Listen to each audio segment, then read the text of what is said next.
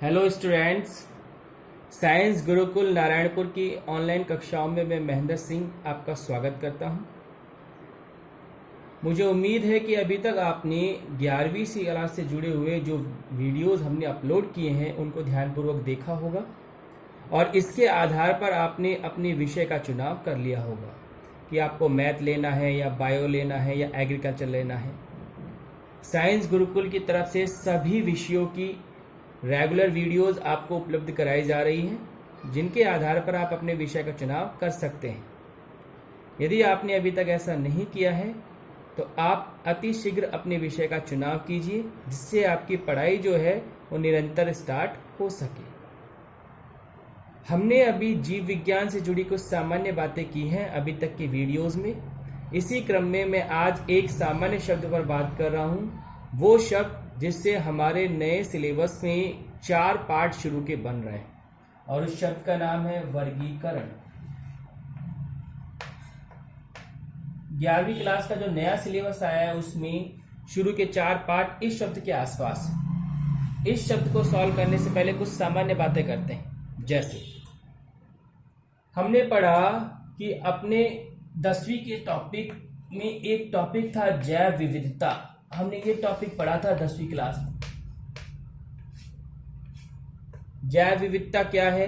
प्रकृति में अनेक प्रकार के सजीव पाए जाते हैं, जिनसे मिलकर क्या बनती है? जैव विविधता बनती है। ये सजीवों की जातियों की अगर हम गणना करें तो लगभग 1.5 मिलियन सजीव जातियां, 1.5 बोला है, और 1 मिलियन कितने के बराबर होता है? 10 लाख के बराबर। यानी लगभग 15 लाख सजीव जातियां पृथ्वी पर पाई जाती हैं। इन सारी सजीव जातियों का एक साथ अध्ययन करना संभव नहीं है, क्योंकि बहुत सारी जैव विविधता मौजूद है पृथ्वी पर। इसलिए इनका हम क्या करते हैं? इनका हम वर्गीकरण करते हैं।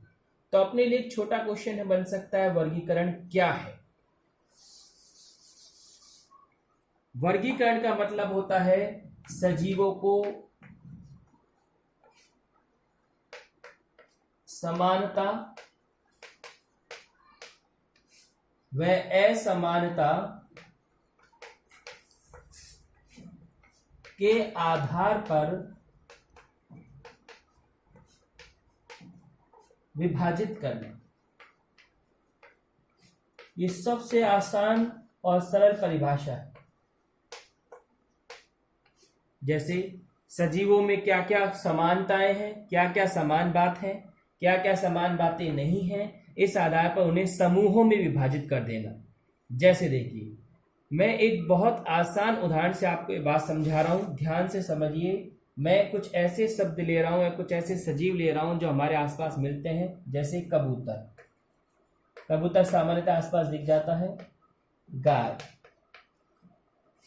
सांप, मेंढक।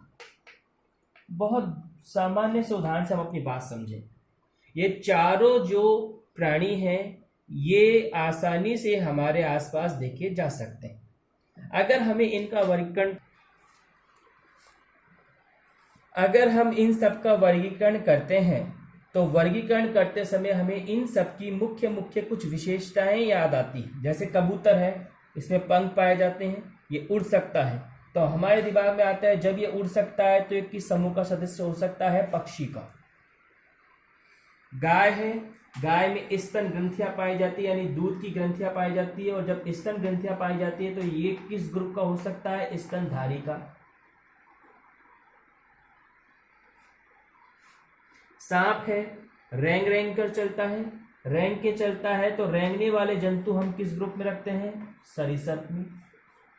मेंढक है, पानी में भी है, जमीन में भी है, यानी कि कहीं ना कहीं किस प्रकृति का है? उभयचर प्रकृति का है। तो देखा जाए तो हमने इनके कुछ मुख्य गुण लिए, जिनके आधार पर इन्हें बांटा। अब अगर कोई और पक्षी जो उड़ सकता है उसे किसके साथ रखेंगे? कबूतर के साथ। अगर कोई सजीव है, स्तनधारी है, जैसे भैंस, बकरी, ये किसके साथ रखेंगे? गाय के साथ। तो ये कुछ सामान्य आधार पर वर्गीकरण किया गया है। तो सबसे मेन सवाल वर्गीकरण क्या है? वर्गीकरण होता है सजीवों को विभाजित करना, और विभाजित भी हम किस आधार पर करते हैं? उनके गुणों के आधार पर। जिन सजीवों के गुण समान होते हैं उन्हें एक साथ एक समूह में रख देते हैं, और जिनके गुण अलग होते हैं उन्हें दूसरे समूह में रखते हैं। वर्गीकरण के लिए हमें सबसे जो मेन बात याद रखनी है वो साइंस की एक शाखा है जिसे हम कहते हैं वर्गीकी। हमारे सिलेबस के 4 पार्ट इसी शब्द के आसपास। वर्गीकी को अंग्रेजी में कहते हैं टैक्सोनॉमी, और ये हमारा एक छोटा क्वेश्चन बन सकता है कि टैक्सोनॉमी क्या है। टैक्सोनॉमी विज्ञान की एक शाखा है। शुरुआती क्लास में हमने बात की थी विज्ञान की छोटी छोटी शाखाएं हैं, उनमें से एक शाखा है टैक्सोनॉमी, जिसमें हम किसके बारे में पढ़ते हैं? विज्ञान की शाखा जिसमें हम पढ़ते हैं वर्गीकरण के बारे में, सजीवों के नामकरण के बारे में, सजीवों की पहचान के बारे में, इनके बारे में पढ़ा जाता है। तो सजीवों की पहचान करना, उनको नाम देना, उनका वर्गीकरण करना, ये सब किस शाखा के अंतर्गत आता है? वर्गीकी या टैक्सोनॉमी के अंतर्गत आता है। जब ये नामकरण की बात चल रही है तो मैं आपको 9वीं क्लास का एक टॉपिक बताता हूं जो फिलहाल 11वीं क्लास में भी है। जब भी सजीवों का नामकरण करते हैं तो नामकरण करते समय एक पद्धति काम में ली जाती है जिसे कहते हैं द्विनाम पद्धति, और ये सबसे इंपॉर्टेंट सवालों में से एक है। किसी भी सजीव का नाम अगर हमें वैज्ञानिक नाम लिखना है तो उसके लिए हम कौन सी पद्धति यूज करते हैं? अधिकतर द्विनाम पद्धति यूज करते हैं। ये पद्धति देने वाला साइंटिस्ट जो था उसका नाम था कैरोलस लीनियस। ये पद्धति कैरोलस लीनियस ने प्रस्तुत की।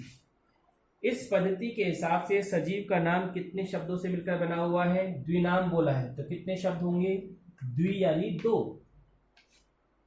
नाम का पहला अक्षर सजीव का वंश बताएगा और नाम का दूसरा अक्षर सजीव की जाति बताएगा। तो अधिकतर हम सजीवों का नाम इसी पद्धति के हिसाब से लिखते हैं। अब मैं एक वो नाम लेता हूं जो आपने 10वीं क्लास में पढ़ा है। आपने पढ़ा है मेंडल ने मटर के पौधे पर प्रयोग किए, और उद्यान मटर का जो वैज्ञानिक नाम आपने पढ़ा वो नाम था पाइसम सैटाइवम। अब इस नाम में 2 शब्द हैं। इन 2 शब्दों में से उद्यान मटर का वंश कौन है?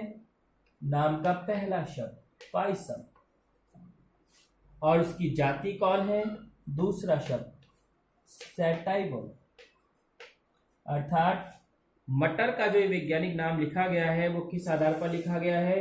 द्विनाम पद्धति के आधार पर लिखा गया है। ऐसे ही अगर आपने कहीं पढ़ा है तो मानव का भी एक वैज्ञानिक नाम है। मानव को कहते हैं होमो सेपियंस। यहां पर होमो शब्द मानव का क्या है? वंश, और सेपियंस, सेपियंस मानव की जाति। तो अधिकतर सजीवों के जो नामकरण किए जाते हैं वो इसी पद्धति के अनुसार किए जाते हैं, और इसी पद्धति को हमने 11वीं क्लास में डिटेल में पढ़ना है। एक क्वेश्चन ये आता है कि वर्गीकरण की आवश्यकता क्या है? ये सवाल एक बार अर्धवार्षिक में पूछा गया। यानी हम सजीवों को क्यों विभाजित करें, क्यों उन्हें समूहों में विभाजित करना जाता है। इस उदाहरण को मैं आपको एक सामान्य उदाहरण से समझाता हूं। जैसे 10th क्लास पास की है आप लोगों ने, और अब आप 10th क्लास पास करके कौन सी क्लास में आ गए हैं? 11th class. अगर इस 11th क्लास के आगे हम विषय नहीं लगाते हैं तो ऐसी स्थिति में 11th क्लास बहुत बड़ी क्लास हो गई। जैसे एक स्कूल के अंदर अगर कोई गार्जियन आता है और वो हमसे कहता है कि 11th क्लास में किसी एक स्टूडेंट का नाम ले लिया, मान लीजिए अजय, 11th क्लास में अजय को बुलाना है, और अगर वो हमें ये नहीं बताता 11th क्लास में से भी मैथ में से बुलाना है या बायो में से बुलाना है या एजी में से बुलाना है, तो हमारे लिए ये बहुत ज़्यादा कंफ्यूजिंग हो जाता है और इसमें बहुत ज़्यादा समय खर्च होता है। उस लड़के को ढूंढने में हमें काफ़ी समय खर्च होगा क्योंकि उस लड़के की सही पहचान नहीं हो पाएगी। लेकिन अगर उसके गार्जियन आकर हमें कहते हैं 11th बायो क्लास में से जाकर अजय को बुलाना है, तो सीधा हम कौन सी क्लास में जाएंगे? Bio class. अर्थात विषय के आधार पर आप लोगों को कौन सी क्लास पर विभाजित करते हैं? 11th class. 11th क्लास के स्टूडेंट मैथ के हो सकते हैं, बायो के हो सकते हैं, एजी के हो सकते हैं, आर्ट्स के भी हो सकते हैं, कॉमर्स के भी हो सकते हैं। तो विषय के आधार पर आप लोगों का क्या किया गया है? वर्गीकरण किया गया है, ताकि आप लोगों की पहचान आसान हो सके। इसी आधार पर अगर देखा जाए तो सजीवों की भी पहचान की जाती है, और पहचान करने के लिए उनके अध्ययन को सरल बनाने के लिए क्या करना चाहिए? वर्गीकरण। जैसे हजारों लाखों सजीव है, अगर उन्हें हम समूहों में बांट देते हैं तो उनके बारे में जानकारी आसान हो जाती। जैसे देख, मैंने कहा अगर कोई सजीव इस ग्रुप में है, सरीसृप है, तो बिना कुछ बोले आप इस नाम के आधार पर एक खासियत बना सकते हो उसकी, कि सरीसृप है तो कहीं ना कहीं कैसा होगा? रेंग कर चलने वाला होगा। तो ये खासियत आपके दिमाग में कहां से आई? इस शब्द से। अर्थात ये जो समूह है इसका एक विशेष गुण है, तो इसको हमने बाकी से अलग बांट रखा है। मैंने कहा कोई सजीव ये है, तो पक्षी बोलते आपके दिमाग में एक विचार आ जाता है, पक्षी है तो कहीं ना कहीं उसकी एक खासियत होगी, उड़ सकता होगा। तो उड़ना उसका एक विशिष्ट गुण है, और ये गुण किस समूह के सजीवों में है? पक्षी समूह के सजीवों में। तो वर्गीकरण हम इसीलिए करते हैं ताकि सजीवों के बारे में अध्ययन करने में आसानी हो जाए। वर्गीकरण जब भी हम करते हैं तो वर्गीकरण में हमें कुछ नियमों की आवश्यकता पड़ती है, और उन नियमों का विस्तृत जिक्र अपने सिलेबस में कर रखा है। जैसे वर्गीकरण करते समय अभी आपको बताया था कौन सी पद्धति यूज करेंगे? द्विनाम पद्धति यूज करेंगे, ये नियम है। दूसरी बात, वर्गीकरण करते समय अक्षरों को जो लिखा जाता है वो तिरछे लिखे जाते हैं, इटैलिक जिसको बोलते हैं। तो इटैलिक शब्द का मतलब मैं अभी एक शब्द लिख के बताता हूं आपको। देखो, ये क्वेश्चन अपनी बुक में भी है, जो बुक में पाठ के पीछे क्वेश्चन आंसर होते हैं। आम का वैज्ञानिक नाम, एक आम का वैज्ञानिक नाम होता है मैंजीफेरा इंडिका।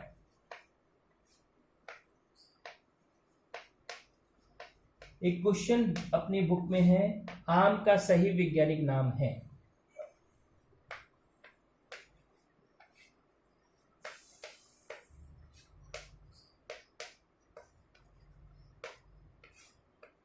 देखो, दोनों ही नाम मैंजीफेरा इंडिका है, पर सही वैज्ञानिक नाम नीचे वाला है। उसकी वजह है, ऊपर वाले अक्षर मैंने कहीं ना कहीं सीधे लिखे हैं, लेकिन नीचे वाले अक्षर मैंने थोड़े गिरछे हुए, तिरछे, इटैलिक जिसको बोलते हैं। अगर कंप्यूटर आपने किया है तो कंप्यूटर में एक शब्द आता है इटैलिक, इटैलिक का मतलब होता है तिरछा। तो तिरछे अक्षर जब लिखे जाते हैं तो वो एक सही वैज्ञानिक नाम लिखने का तरीका होता है। और नाम किस पद्धति के हिसाब से है? द्विनाम पद्धति के हिसाब से।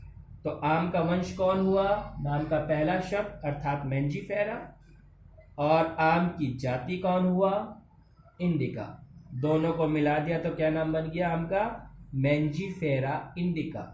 तो ये नामकरण से संबंधित और वर्गीकरण के संबंधित कुछ सामान्य नियम।